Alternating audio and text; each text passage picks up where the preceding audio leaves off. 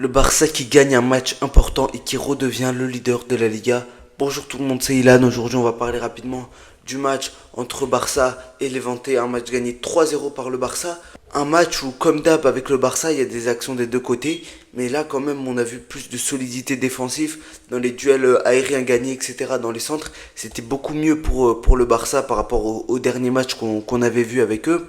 Et aussi offensivement, ils ont réussi à se créer beaucoup plus d'occasions contre un bloc bas, alors que d'habitude on sait à quel point ça peut être compliqué pour eux de se créer des occasions dans ce type de match. Maintenant on va parler rapidement du match. Ça a commencé très fort, dès la 15e seconde, une grosse action pour Levante. L'attaquant fait un mauvais contrôle, il n'arrive pas à bien frapper après ça. C'est directement dans les gants de Juan Garcia, qui fait encore un assez bon match. Mais vraiment, l'attaquant de Levante aurait pu faire beaucoup mieux sur cette action. Mais on va dire ça sauve le Barça. Et après le Barça qui va direct à l'attaque.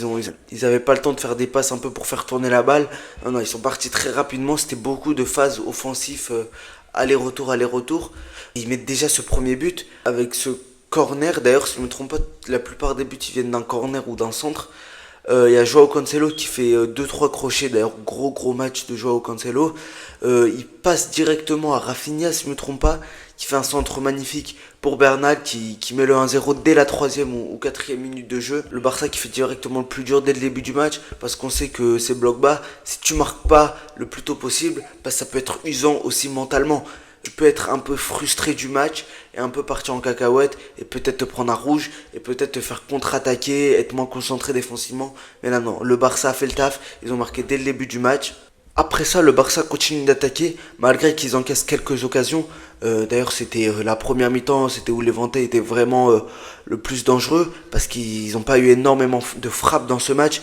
Il y a eu une percée magnifique d'un joueur de Levante qui fait une passe dans l'axe et qui amène à une frappe. Mais pareil, les attaquants de Levante n'ont pas été décisifs aujourd'hui. Ils auraient pu faire mieux dans beaucoup d'actions et ça a avantagé le Barça. Et après vient directement ce deuxième but sur un centre de Joao Cancelo, si je me trompe pas. Il fait un centre magnifique pour De Jong qui remet directement en une touche du balle, plat du pied comme ça.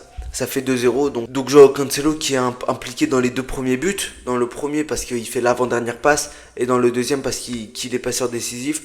Après ça, le match se calme un peu. Il y avait peut-être ce penalty sur Lamine Yamal, mais bon, on passe directement à la deuxième mi-temps où le match est moins mouvementé, surtout que le Barça vraiment au début de deuxième mi-temps domine énormément. Ils ont eu quelques occasions franches, d'ailleurs le gardien encore, hein, le gardien de Levante fait un très gros match. Et sur mon deuxième ou troisième débrief sur le Barça, et à chaque fois les gardiens font des top performances contre le Barça, et là ça lui empêche pas de prendre quand même 3 buts malgré ça.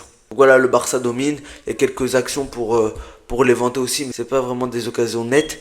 Et après directement vient ce but où ça vient d'un corner, une passe pour Fermín López, si je ne me trompe pas, qui fait un boulet de canon, une frappe magnifique côté droit, et ça fait 3-0, et vraiment le Barça s'assure de gagner ce match et de repasser leader de Liga. Maintenant on va parler rapidement des joueurs.